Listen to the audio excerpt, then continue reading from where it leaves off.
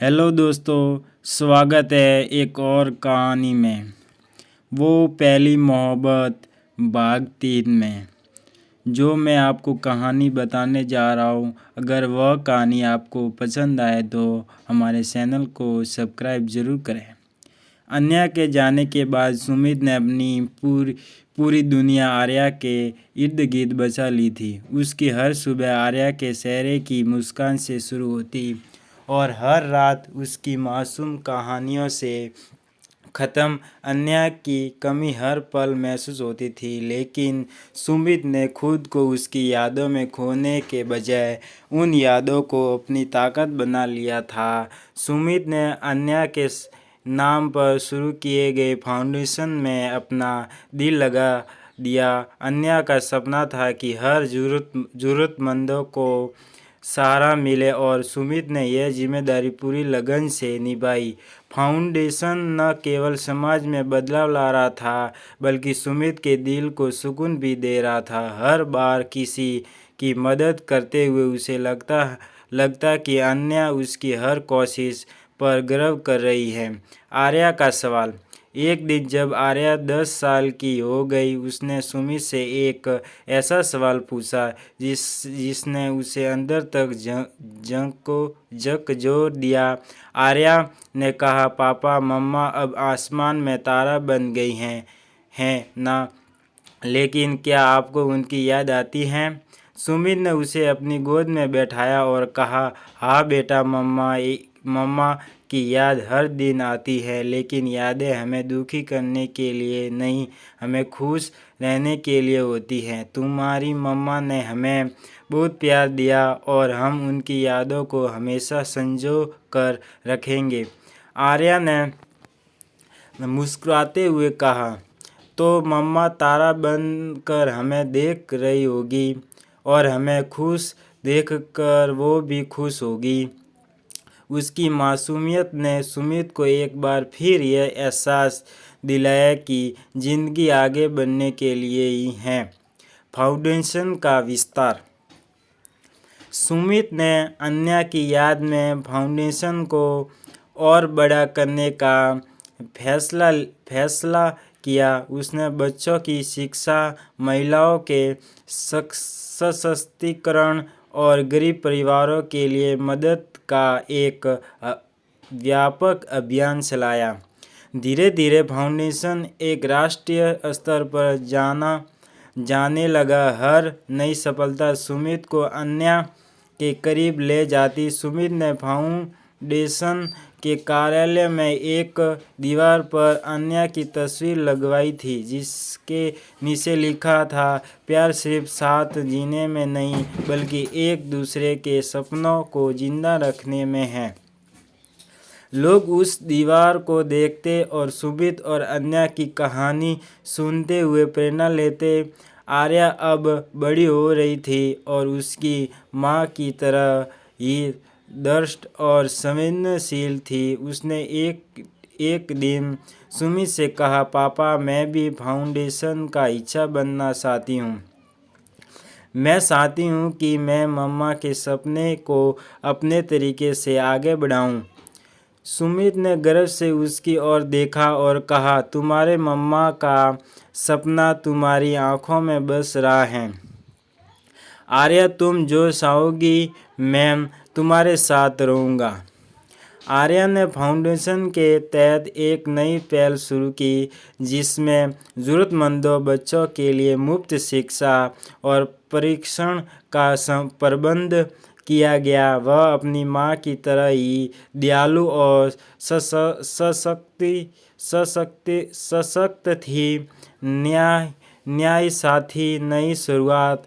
समय के साथ सुमित के आसपास के लोगों ने उससे कहा कि वह फिर से अपनी ज़िंदगी में किसी को जगह दे, लेकिन सुमित हमेशा मुस्कुरा कर यही कहता, मेरी पहली और आखिरी मोहब्बत अन्या ही रहेगी।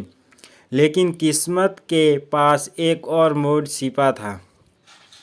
फाउंडेशन के एक कार्यक्रम में सुमित की मुलाकात काव्या नाम की एक सामाजिक कार्यकर्ता से हुई। काव्या भी एक विधवा थी जिसने अपनी जिंदगी दूसरों की मदद के लिए समर्पित कर दी थी। दोनों के बीच बातचीत शुरू हुई और धीरे धीरे एक दोस्ती का रिश्ता बना। काव्या की सहजता और उसकी जिंदगी के प्रति सकारात्मक दृष्टिकोण ने सुमित को प्रभावित किया। काव्या ने सुमित से एक दिन कहा, अन्य की यादों को संजोकर रखना तुम्हारी ताकत है और यह देखना कितना खूबसूरत है कि तुमने उसे अपनी ज़िंदगी का हिस्सा बनाए रखा है। लेकिन क्या तुमने कभी सोचा है कि शायद अन्य भी साथी होगी कि तुम खुश रहो शायद जैसे भी। सुमित इस सवाल का जवाब नहीं दे पाया, लेकिन उसके दिल में यह बात गूंजने लगी, क्या उसकी ज़िंदगी में काव्या की जगह बन सकती है? क्या वह अन्य के बिना फिर से प्यार को मौका दे सकता है? आगे की राह। सुमित ने एक बार फिर अन्य की तस्वीर के सामने बैठकर उसे मौन सलाह ली। वह जानता था कि जो भी फैसला वह लेगा वह अन्य की यादों को बनाए रखते हुए ही होगा। अब सुमित की ज़िंदगी एक और मोड़ पर थी। क्या वह काव्या के साथ एक नई शुरुआत करेगा या अपनी बेटी और फाउंडेशन के साथ अपने प्यार की विरासत को निभाता रहेगा? यह तो समय ही बताएगा, लेकिन इतना तय था कि सुमित की पहली मोहब्बत हमेशा उसकी ज़िंदगी का हिस्सा रहेगी, चाहे वह कोई भी राह चुन ले। सुमित ने अन्य की तस्वीर के सामने बैठकर घंटों तक विचार किया। उसकी आंखों में अनगिनत यादें थीं, अन्य की मुस्कान, उसकी हंसी और वह हर पल जो उन्होंने साथ जिया था। लेकिन साथ ही काव्या की बातों ने उसे सोचने पर मजबूर कर दिया था। क्या वह आगे बढ़ने की कोशिश कर सकता था? क्या ऐसा करना अन्य की यादों के साथ विश्वासघात होगा? आर्या का हस्तक्षेप। अगले दिन सुमित ने आर्या को स्कूल से घर आते समय गुमसुम पाया। उसने पूछा, क्या हुआ बेटा, तुम इतनी चुप क्यों हो? आर्या ने एक पल को सोचा और फिर कहा, पापा मैं आपसे एक बात पूछूं, क्या आप कभी खुश नहीं होंगे? मुझे ऐसा लगता है कि आप मम्मा को याद करते हुए खुद को अकेला कर रहे हैं। सुमित इस सवाल पर चौंक गया। उसने आर्या से पूछा, तुम ऐसा क्यों सोचती हो बेटा? आर्या ने जवाब दिया, पापा मैं आपकी आंखों में हर दिन एक दर्द देखती हूँ। मैं चाहती हूँ कि आप खुश रहे जैसे मम्मा चाहती थी। क्या आप काव्या आंटी को पसंद करते हैं? सुमित ने आर्या को कस कर गले लगा लिया। उसकी बेटी इतनी छोटी उम्र में ही उसकी भावनाओं को समझ रही थी। वह जानता था कि अन्या ने उनके जीवन में जो जगह बनाई थी वह कभी खाली नहीं होगी। लेकिन आर्या की बातों ने उसे यह एहसास दिलाया कि खुश रहना भी अन्य के प्यार की एक विरासत है। काव्या से बातचीत। सुमित ने काव्या से मिलने का फैसला किया। वह उसे फाउंडेशन के एक नए प्रोजेक्ट पर चर्चा के बहाने बुलाता है। बातचीत के दौरान सुमित ने खुलकर अपनी दिल की बात कही। काव्या मैं अन्य को भूल नहीं सकता, वह मेरी पहली और आखिरी मोहब्बत थी। लेकिन मैं मानता हूँ कि आपने मेरी ज़िंदगी में एक नई रोशनी लाई है। मैं नहीं जानता कि इस रिश्ते को क्या नाम दूँ, लेकिन मैं आपके साथ और समय बिताना चाहता हूँ। काव्या ने सुमित की बात ध्यान से सुनी और कहा, सुमित, प्यार और यादें कभी ख़त्म नहीं होती, लेकिन अगर हम अपने जीवन को बंद कर ले तो हम उन यादों को जीने का सही मतलब खो देते हैं। मैं तुम्हें मजबूर नहीं करूँगी, लेकिन मैं तुम्हें इतना ज़रूर कहूँगी कि अन्या भी यही साथी होती। धीरे धीरे सुमित और काव्या के बीच की दोस्ती और गहरी होती गई। सुमित ने महसूस किया कि काव्या का साथ उसकी जिंदगी के खालीपन को भर रहा है। हालांकि वह अब भी अन्या की यादों को हर पल अपने दिल में संजोए रखता था। एक दिन आर्या ने सुमित से कहा, पापा, मम्मा तारा बनकर हमेशा हमें देख रही हैं। मुझे यकीन है कि वह आपको मुस्कुराते हुए देखना चाहती है। आप काव्या आंटी को हमारी जिंदगी का हिस्सा बनने दीजिए। सुमित की आंखें नम हो गई। उसने अपनी बेटी को गले लगाया और फैसला लिया कि वह काव्या को अपनी जिंदगी में स्वीकार करेगा। लेकिन यह रिश्ता किसी प्रतिस्थापना का नहीं, बल्कि दो अधूरी जिंदगियों के साथ आने का होगा। कुछ महीनों बाद सुमित ने काव्या से शादी की। यह शादी सिर्फ उनके लिए नहीं, बल्कि आर्या के लिए भी थी, जिसे अब अपनी माँ के बाद एक नई दोस्त और मार्गदर्शक मिली थी। सुमित ने अन्या की तस्वीर के सामने काव्या के साथ खड़े होकर कहा, अन्या, तुम्हारी यादें हमेशा हमारे साथ हैं।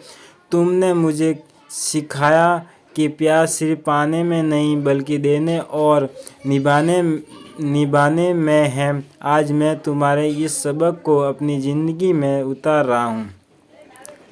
अब सुमित, काव्या और आर्या ने एक नया कहानी शुरू की, जिसमें अन्या की यादें हमेशा उनका मार्गदर्शन करती रही।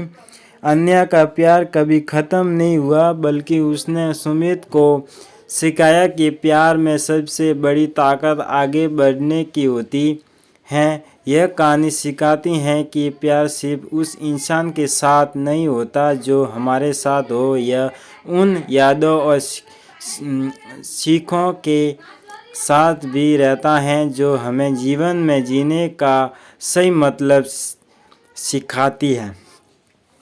सुमित काव्या और आर्या के साथ अब एक नई शुरुआत कर चुका था। उनका परिवार एक नई दिशा में बढ़ रहा था।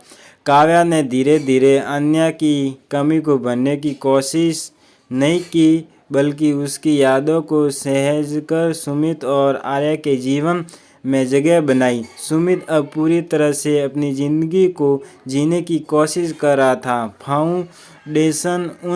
फाउंडेशन अन्या के सपनों को पूरा कर रहा था और आर्या की परवरिश में काव्या ने एक माँ का प्यार देना शुरू कर दिया था। लेकिन सुमित के दिल में एक कोना अब भी अन्या के लिए महफूज था, अन्या की डायरी। एक दिन जब सुमित घर के पुराने सामान को साफ कर रहा था, उसे अन्या की एक डायरी मिली। यह वही डायरी थी जिसमें अन्या अपने ख्वाब, अपने डर और अपनी खुशियों को लिखा करती थी। सुमित ने धीरे से डायरी खोली और पढ़ने लगा। डायरी के पन्नों पर लिखी एक बात ने उसकी आंखों को नम कर दिया। अगर